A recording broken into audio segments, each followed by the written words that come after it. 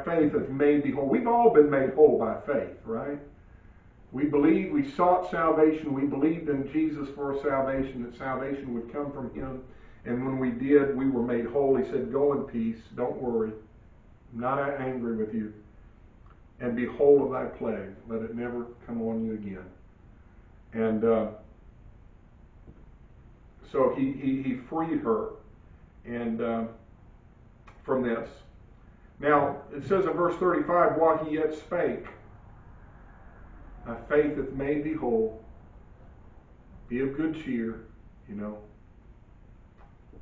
As he was yet speaking these things, there came from the ruler of the synagogue's house certain which said, your daughter is dead.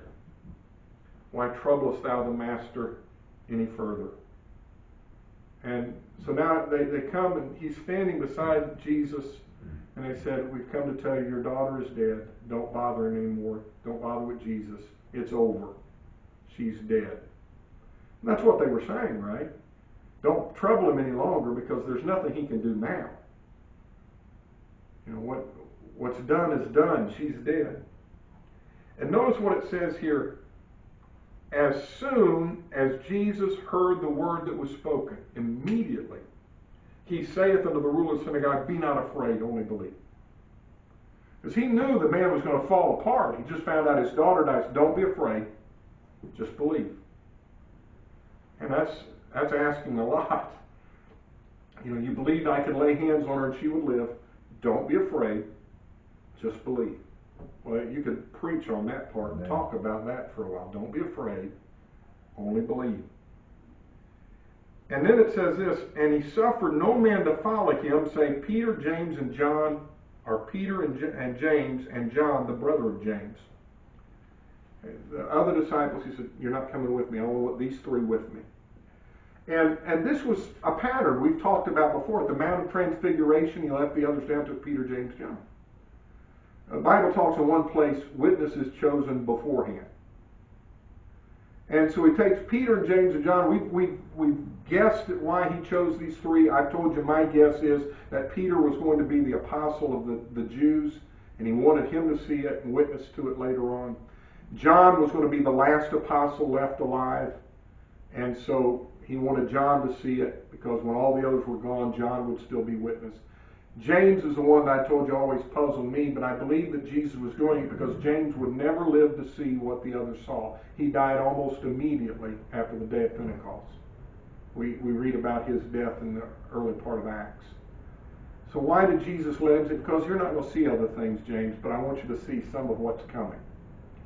And so he brings Peter and James and John with him and tells the rest of them that they can't come in. And when he cometh to the house of the ruler of the synagogue, and seeth the tumult, and them that wept and wailed greatly. And he cometh to the house of the ruler of the synagogue, and seeth the tumult, and them that the commotion, and them that wept and wailed greatly. In fact, the word tumult and the word ado in the next verse are the same Greek word. They just translated them differently. I don't know why, but they both mean the commotion. He saw the commotion and them that wept and wailed greatly. Now, the Jews believed that the more wailing and weeping that happened at a funeral, the more likely God was to accept that person. Look at what a good person they were. Look at the way they're weeping and wailing. And so they would sometimes even hire people to come and weep and wail to try and get the person moved up, moved into heaven by the show.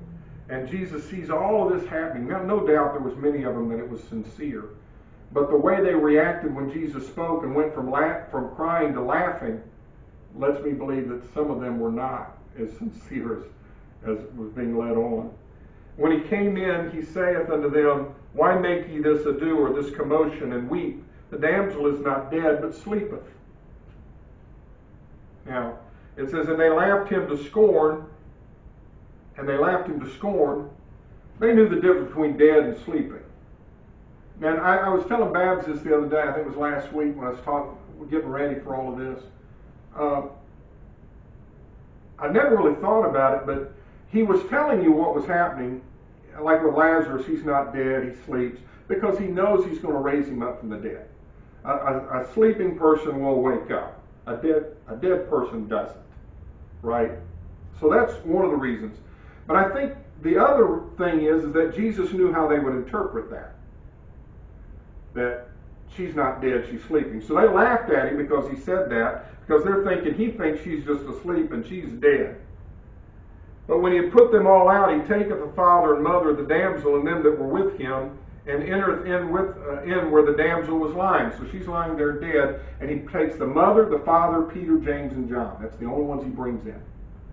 They're the only ones that are going to be witness of what really happens. The reason why I said that she's sleeping and not dead is because when she rises up, then the automatic thought of many people is going to be, well, she must have been sleeping like he said, and she wasn't really dead. But those 5 people were going to know what really happened. He didn't want everybody to know because he already couldn't walk in the streets. Later on, like with the Mount of Transfiguration, he told Peter, James, and John, when I'm resurrected, you can tell people. Not now. And I think in the same situation with his daughter, he's limiting the number of witnesses, because if this gets out, John says in one place, they were already going to take him by force and make him king. They wanted to do that. Well, Jesus couldn't have that, and so he limits the number of people. And so he comes in, he took the damsel. That word damsel, it's weird there, because in the Greek the first word is he took the young person by the hand.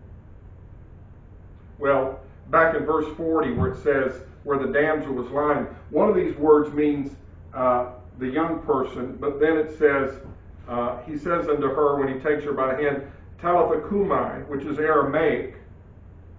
He wasn't speaking Greek or Hebrew, he was speaking Aramaic. Talitha Kumai, which being interpreted is damsel, young lady, I say unto thee, arise. Young lady, I say unto thee, arise.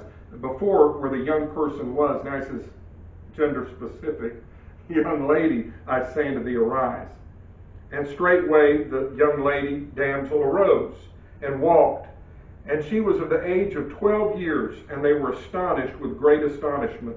In other words, they were amazed and bewildered, is what it literally says. They were amazed and bewildered. How did this just happen? And he charged them straitly that no man should know it. And in fact, what that means is he sternly commanded them, don't tell anybody. Later on you can tell, but don't tell them right now. And commanded that something should be given her to eat. So this is the end of the chapter here, but I wanted to show a couple of things here to you. Isn't it funny that the woman with the issue of blood, I never thought about this before until today. The woman with the issue of blood, how long did she have the issue of blood? 12 years.